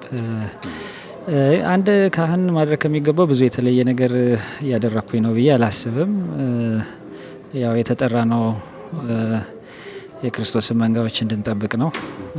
ጠቦቶቹንም በጎቹንም ግልገሎቹንም እንድንጠብቅ ነውና ያንን የኖላዊነት ስራ እግዚአብሔር በረዳኝ መጠን እንግዲህ ለማድረግ ነው ደፋ ቀና እያልኩ ያለሁት። ብዙ እንግዲህ ለአንድ ካህን ከተሰጠው ኃላፊነት የተለየ ነገር እያደረኩኝ ነው ብዬ አላስብም።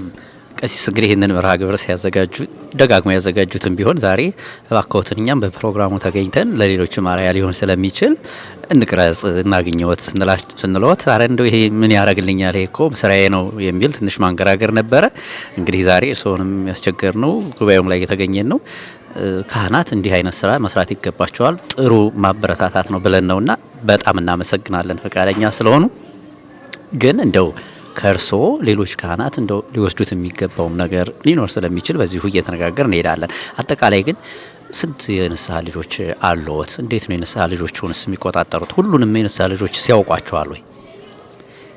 ያው ቁጥሩ ከጊዜ ወደ ጊዜ እየጨመረ ነው የመጣው። እንግዲህ አሁን ወደ 345 አካባቢ ደርሰናል።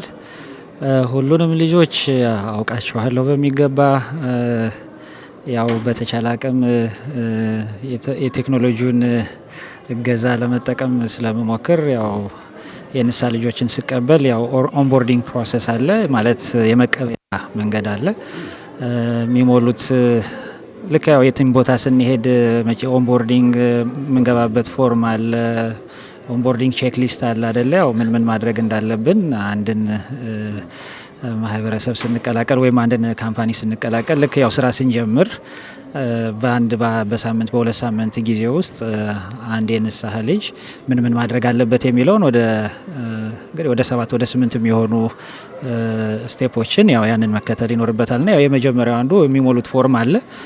ያ ፎርም የክርስትና ስማቸውን፣ የትምህርት ደረጃቸውን ያስፈልገናል የምንላቸውን ለመከታተልም ቀጥሎ ለምንሰራቸው ስራዎችም ያስፈልጉናል የምንላቸውን ኢንፎርሜሽኖች የምንሰበስብበት ነው።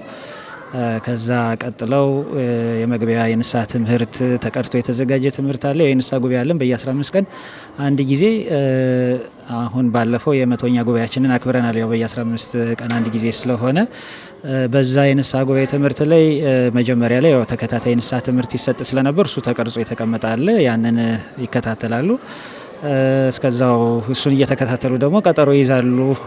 በመሀል በየ3 ወር ጊዜ ደግሞ አዲስ የሚገቡ አባላትን አጠቃላይ ጉባኤው ስለሚያደርገው እንቅስቃሴ ደግሞ ያው የጉባኤው መሪዎች ደግሞ ገለጻ ያደርጉላቸዋል። እንደዚህ የመሳሰሉ ስራዎች አሉ። ሌላው በተለያው በአንደኛው መጀመሪያ ዓመት ላይ ያደረግነው ትልቅ ስራ የመቀራረብ ስራ ወይም የንስሐ ልጆችን የማቀራረብ ስራ በጣም ረድቶናል ብዬ የማስበው ምናልባት እሱ ነው እና ሰው ከተቀራረበ እንደ ቤተሰብ ከተያየ ብዙ ነገር ማድረግ ይችላል። በሀዘንም በደስታም ጊዜ ይገናኛሉ። ግራጁዌሽን ሲኖር የአንዱን ድግስ ባለቤቱ ብዙ ሳይጨነቅ የሚደግሱት እነሱ ናቸው እና ይሄ ብዙ ጊዜ አሁን እኔም ራሱ ትልቅ እረፍት የሚሰጠኝም የመንፈስ ደስታ የሚሰጠው ያንን ማየት ነው እና አንዳንድ ጊዜ ከእኔም ቀድመው ስለ ንስሐ ልጆች የሆነ ነገር ሲደርስባቸው የሚሰሙት እነሱ ናቸው እና አሁን ይሄ ትልቅ ነገር ነው እና ያንን ለመፍጠር ያው የሚያስችል ስራዎችን አንዳንድ እንደ አቅማችን በፈቀደ እንግዲህ ለማድረግ እየሞከርን። በጣም ግሩም ነው።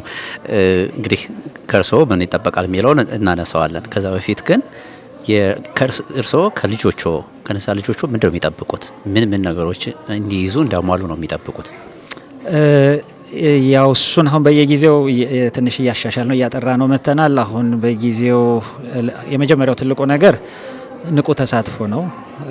ያው የቴሌግራም ግሩፖች አሉን መንፈሳዊ ውይይቶች የምናደርግባቸው አንዳንድ መርሃ ግብሮችንም ስናዘጋጅ ያው ያንን መርሃ ግብረን የምናደርገው ብዙውን ያው ቴሌግራም ግሩፖች ውስጥ ነው። ለምሳሌ አሁን ባለፈው ጀምረን የጨረስነው መጽሐፍ ቅዱስን በአንድ ዓመት አንብቦ የመጨረስ ስራ ነበረ። መጽሐፍት በየጊዜው ይነበባሉ። በየተወሰነ ጊዜ እየተነበቡ ጥያቄዎች ዲስከስ ይደረጋሉ፣ መንፈሳዊ መልእክቶች ይተላለፋሉ እና እዚህ ቦታ ላይ አሁን ንቁ ተሳትፎን ነው በዋናነት የምጠይቀው። ጉባኤ ሲዘጋጅ ንቁ ተሳትፎ መጽሐፍ ያው ብዙዎቹ እንግዲህ እንደጀመሩ አልጨረሱም። ዛሬም አሁን አንድ የምንሸልመው የጨረሰችው ልጅ በደንብ እንሸልማታለን። ምንድነው ያው የወጣው መርሃ ግብር ስኬጁሉ ምንድነው በየቀኑ የተወሰነ ምዕራፍ እንዲያነቡና በአንድ አመት ጊዜ ውስጥ ያው መጽሐፍ ቅዱስን አንብበው እንዲጨርሱ እንደዚህ አይነት ያው በመንፈሳዊ ህይወታቸው እንዲበረታቱ መጻሕፍት እንዲያነቡ በጸሎት ህይወታቸው እንዲበረታቱ የሚያደርጉ የተለያዩ ፕሮጀክቶች ይቀረጻሉና እነዛንም አሁን ረን የምናደርገው ቴሌግራም ላይ ነው። ትንሽ የምንቸገረው አሁን ያው ብዙ ጊዜ ያው ቴሌግራም አሁን በብዙ ነገሮች ስለተጨናነቀ መልእክቶችን ያለማንበብ ንቁ ተሳትፎ ያለማድረግ አለ። እሱ ነው በዋናነት የምንፈልገው።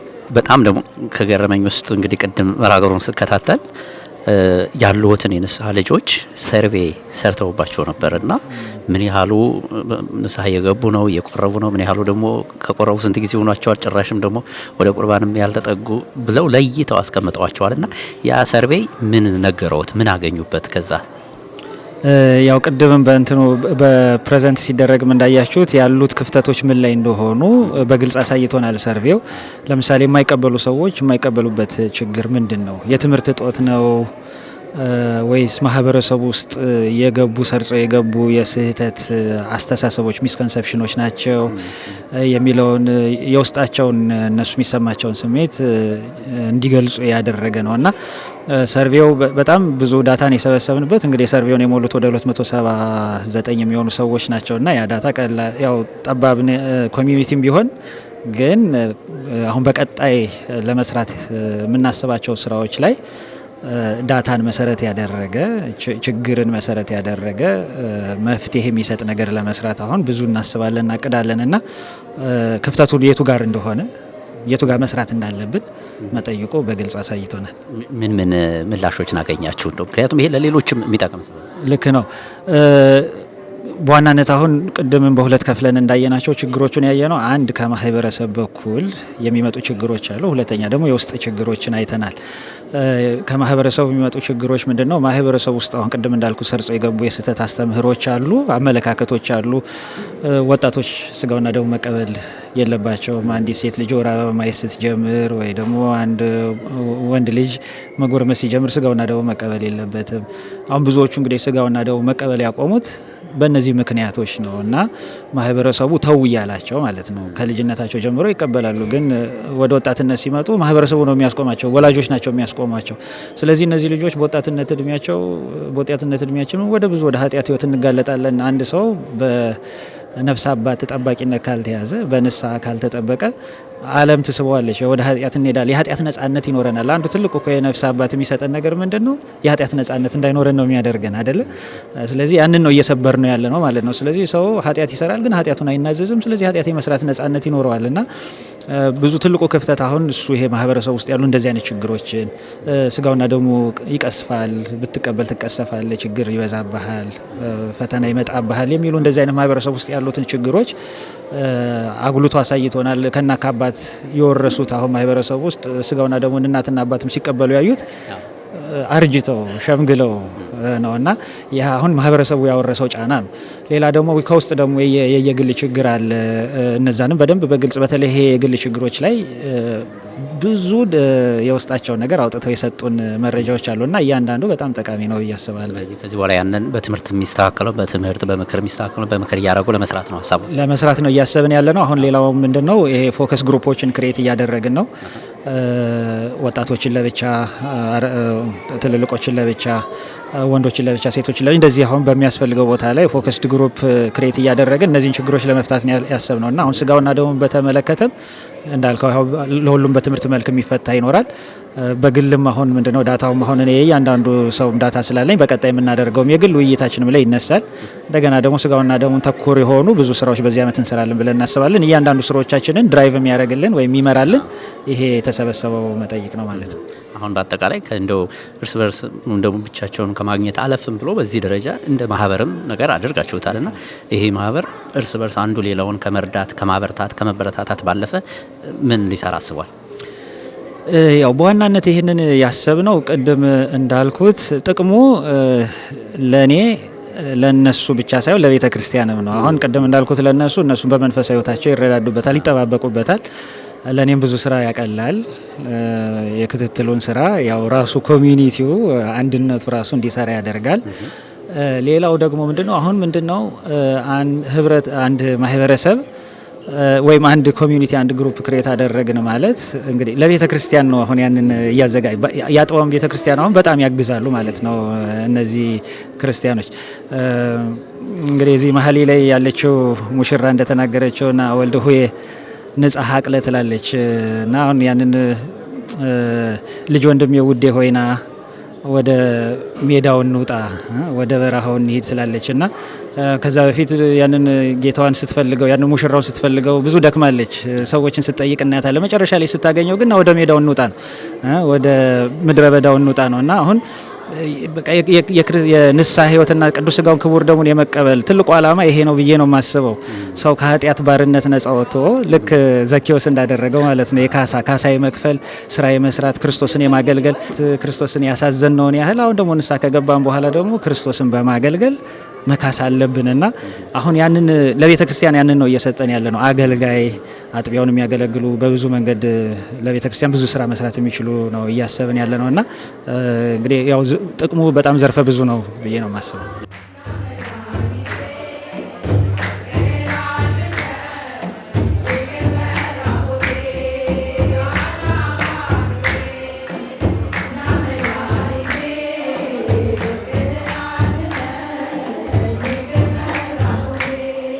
ኤልዳና እባላለሁ። ኤልዳና እዚህ ጋር ስዕል ስለሽ እያየው ነው። ዛሬ ለተገኙ የቀሲስ ኢዩኤል የንስሐ ልጆች ጉባኤተኞች ደግሞ እያሳየሻቸው ነበረ። ምንድነው የሳልሽው? እኔ ሳልኩት የኤማውስ መንገደኞችን ነው። ሁለቱ ኤማውስ መንገደኞች ከኢየሩሳሌም ወደ ኤማውስ ሲሄዱ ደክሟቸው አዝነው ተክዘው ከኢየሩሳሌም ወደ ኤማውስ ሲሄዱ ጌታችን ኢየሱስ ክርስቶስ መንገድ ላይ ተቀላቀላቸውና ስለምንድነው የምታወሩት እያለ ጠይቃቸው። እነርሱም አልሰማህም እንዴ መድኃኒታችን ኢየሱስ ክርስቶስ እኮ ተሰቀለ፣ ሞተ፣ ተቀበረብን እያለ ባዘነ ልብ ያወሩታል። እሱም ነቢያቶችና ሙሴ ስለሱ የነገሩትን ስለሱ የተነበዩለትን ያስተማሩለትን እየነገራቸው ወደ ኤማሁስ አመሩ። እዚህ ጋር ምን አረኩኝ እኔ በስዕሉ ላይ እንደምታዩት ሐዲስ ብሉይ ኪዳን ለሐዲስ ኪዳን ጥላ እንደመሆኑ መጠን እኔም የጌታችንን ጥላ በመስቀል አድርጌ በሐዲስ ኪዳን ላይ ስለ ጌታችን ስለ ኢየሱስ ክርስቶስ የተጠቀሱትን የተነገሩትን ምዕራፎች ጠቅሻለሁ። ለምሳሌ መዝሙር 22 ላይ እጆቼና እግሮቼ ይቀረጻሉ ይላል።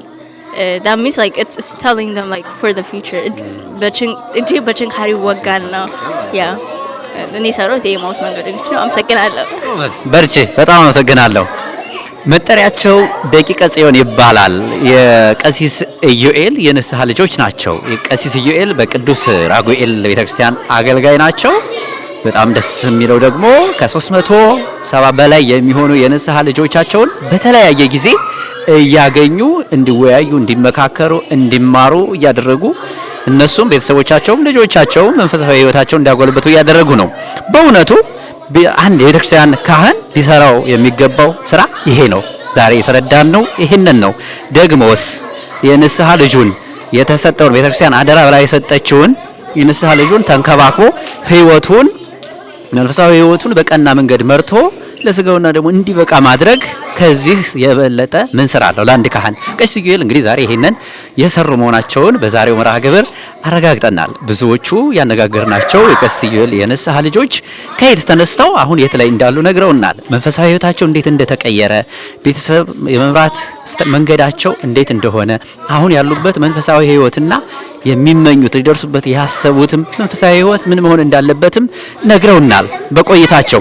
ዛሬ የተገናኙት የቀሲስ ኢዩኤል የንስሐ ልጆች ወይም ደግሞ እነሱ ለአገልግሎት እንዲመቻቸው ደቂቀ ጽዮን ብለው የሰየሙት ማህበራቸው እርስ በርሳቸው መንፈሳዊ ሕይወታቸውን ከመበረታታት ከመደጋገፍ ባለፈ እንደ ማህበርም ደግሞ የደከሙትን በመርዳት የተቸገሩትን በማገዝ በሀገራችን ኢትዮጵያም ጭምር እርዳታ በማድረግ የህሙማንን በመጠየቅ በየሆስፒታሉ ጠያቂ የሌላቸውን ሁሉ እየሄዱ በመጠየቅ በጎ ስራዎችን ይሰራሉ። የጽድቅ መንገዶችን ሁሉ እየፈጸሙ እንደሚገኙ ተረድተናል በዛሬ ጉባኤያቸው። በእውነቱ እጅግ በጣም ደስ የሚል ቆይታ ነበር ያደረግነው። እንደተከታተላችሁት የእያንዳንዱ ሰው ህይወት ምን ይመስላል፣ ከዛ በኋላ ደግሞ አንዱ ሌላውን እንዴት ያበረታዋል የሚለውንም ሲያጫውቱን ቆይተዋል። እንግዲህ የኢትዮጵያ ኦርቶዶክስ ተዋሕዶ ቤተክርስቲያን ካህናት ተልእኳቸው ከሆነ ውስጥ አንዱ በስራቸው ያሉ ንስሐ ልጆቻቸውን ተንከባክበው አበርትተው መንፈሳዊ ሕይወታቸውን አቃንተው ለንስሐ በቅተው ለቅዱስ ሥጋው ለክቡር ደሙ በቅተው መንግስተ ሰማያትን መውረስ እንዲችሉ ማድረግ ነው። አባታችን ቀሲስ ኢዩኤል ይህንን እየፈጸሙ ያሉ በዚህ የተጓዙ ያሉ ካህን መሆናቸውን አይተናል። ለሌሎች እንግዲህ ካህናትም አርአያ ይሆናሉ ብለን እኛም ዛሬ በጉባኤያቸው ተገኝተን የተረዳነውን ለእናንተ ደግሞ በትንሹ እንድትከታተሉት አድርገናል። አብራችሁን ስለቆያችሁ ስለተከታተላችሁን እናመሰግናለን። ይሄ ትልቅ ቤተሰብ ነው። ከ300 በላይ የሚሆኑ የንስሐ ልጆች በእያንዳንዱ ቤት ደግሞ 3፣ 4፣ 5 ልጆች ያሉበት ነው። በቤተሰብ ደረጃ በአንድ ንስሐ አባት ሆነው ትንሿን ቤተክርስቲያን ያየንበት መርሃ ግብር መሆኑን ለማወቅ ችለናል። እናንተም ትንሽ ነገር እንዳገኛችሁ ተስፋ እናደርጋለን። በሚቀጥለው በሌላ መርሃ ግብር እስከምንገናኝ ድረስ ለዛሬው ስለተከታተላችሁን እያመሰገን እዚህ ላይ እንሰናበታችኋለን። ይህን መርሃ ግብር ያቀረብኩላችሁ ፍርድ አወቀ አየለ ነበርኩኝ። መልካም ጊዜ ይሆንላችሁ። ጤና ይስጥልኝ።